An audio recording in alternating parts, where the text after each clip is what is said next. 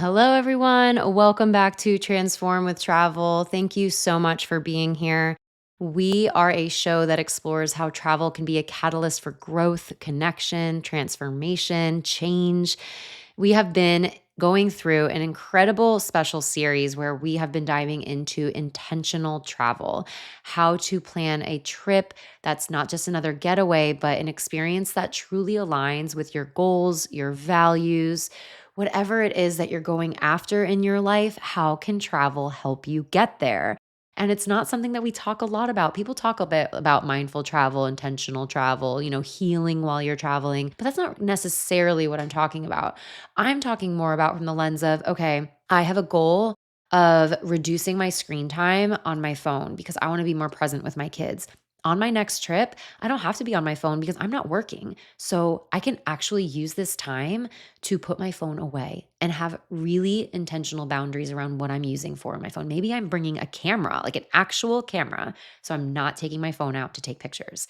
This is what I'm talking about. Taking a bigger life goal that you have and using your travels or picking a specific trip that you're going to go on to help you amplify those goals. So exciting. So, we have been talking over the last few weeks about this. If you have not watched the first episode or listened, I should say, to the first episode, pause this now, go back, listen to episode 1 of this series. It's around setting your intention around travel and what is intentional travel, why is it important. The next episode after that, we talk about strategically choosing your destination to align to your goals. After that, we talk about building a balanced itinerary.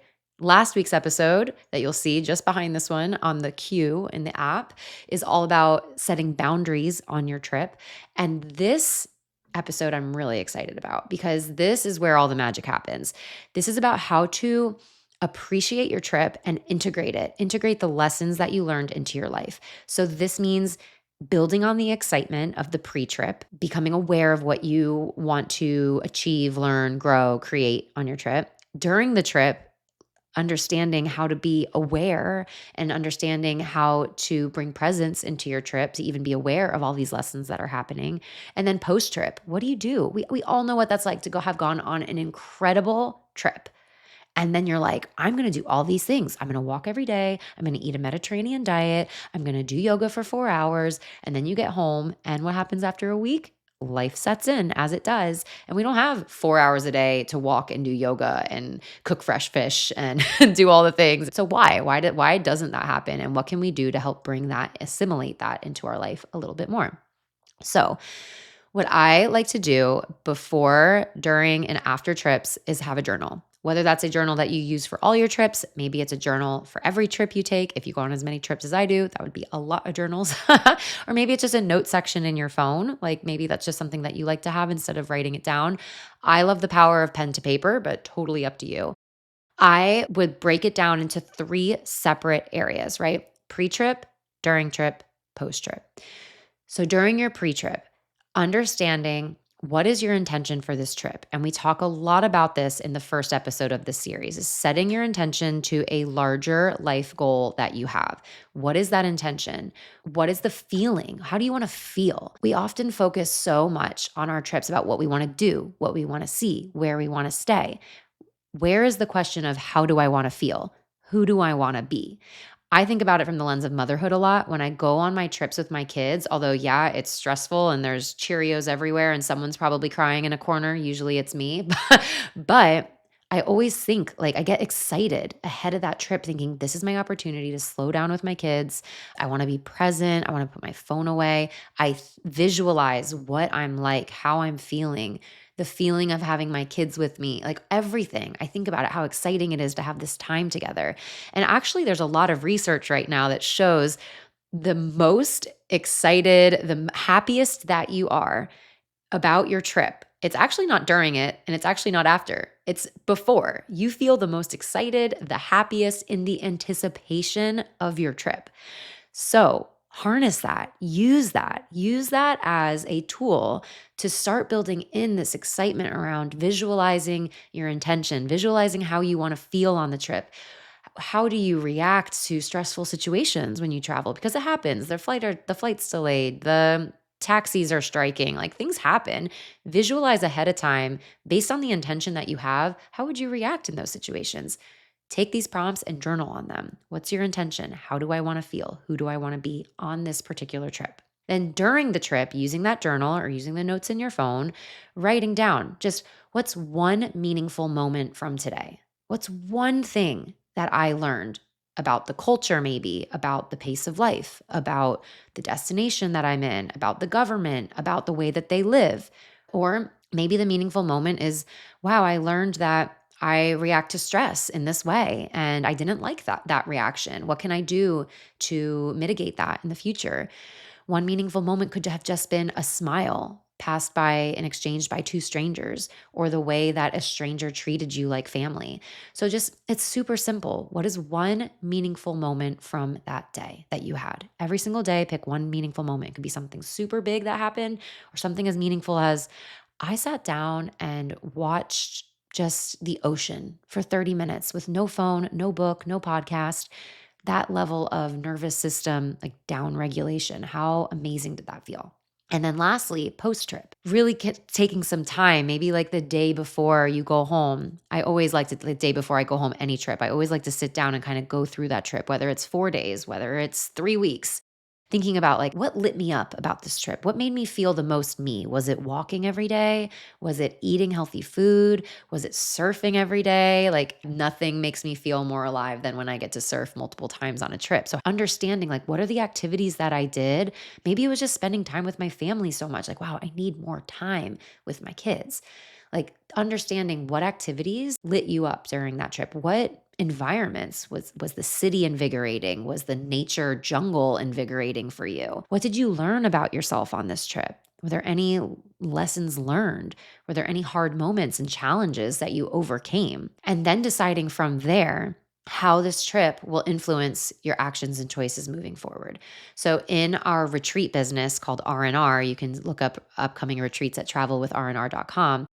We always say that integration is your intention plus an action. So it's great to walk away from a trip and be like, wow, my intention when I go home is to just be more calm and happier and set more time to walk and be a better mom and be a happier wife. Those are all like great things to attain to. But at the end of the day, that's an intention. Without having an action married to that, it just stays the way that it is. And vice versa. If you just have an action, like I'm going to walk every day, that's great. But if you're not marrying that with a bigger intention of why, like why do you want to walk every single day? Without having that intention there, that action just gets kind of after a few days, just drops off. So because there's no bigger why. So you need the why with the intention married with the action of what is it that I'm actually going to do? Put those two together, you have your integration. Other things that are really important to consider with that integration plan, deciding what is one thing, not all the things, not walking and eating healthy and journaling and meditating every morning and watching the sunrise and going surfing, because we all have regular lives. We all have work. We all have, obligations that we have to commit to. We don't have time for all of that. It's easy to just be like, that was Costa Rica, Kelly. And Florida Kelly doesn't have time to be Costa Rica Kelly. No, Florida Kelly has time to do one thing that Costa Rica Kelly really loved. Pick one thing that you think out of the activities that lit you up, out of the things that you learned about yourself, what is one thing that you can commit to every day? And start small. I'm going to do 5 minutes of meditation every day. I'm going to take a 10-minute walk after dinner every night as the sun's going down.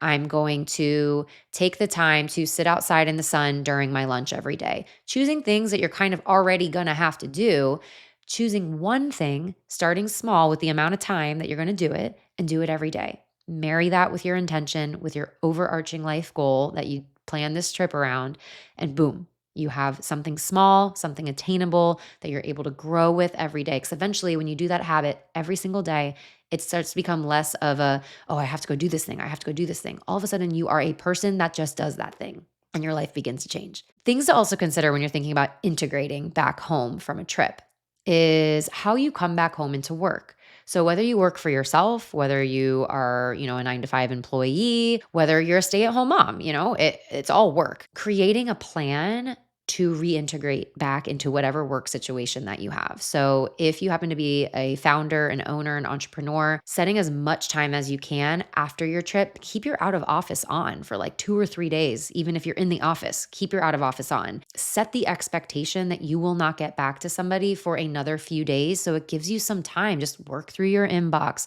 work through your to-do list, move slowly. I even, like, let's say I get back on a Saturday or a Sunday, I will usually take that Monday off because I want to give myself as much time as possible to get the laundry done, get the house in order, go do the groceries, the things that you don't have a lot of time to go do right when you get home. If you get home on a Sunday, and then all of a sudden you have to go to work on a Monday and you haven't had time to get your house in order, get your life in order, get your kids ready for school, you feel really chaotic and stressed. So if you can, take one extra day off of work just to be home and get your shit together. Then, even if you're back to work, keep your out of office on for a few more days so that when people are emailing you, they're not expecting a response until a couple days later. It just gives you a bit of breathing room, gives you a bit of space.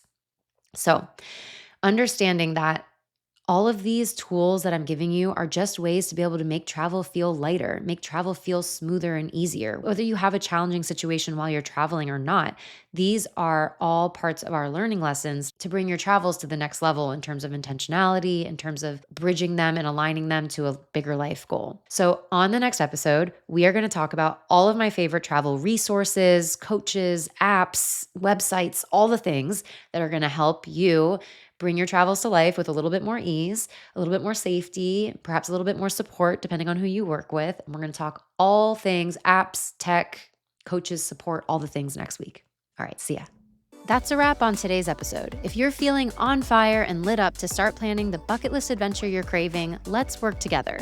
I'm here to manage all of the hassle of planning, hand select your options specifically for you, and give you the inside scoop that no AI itinerary can give you.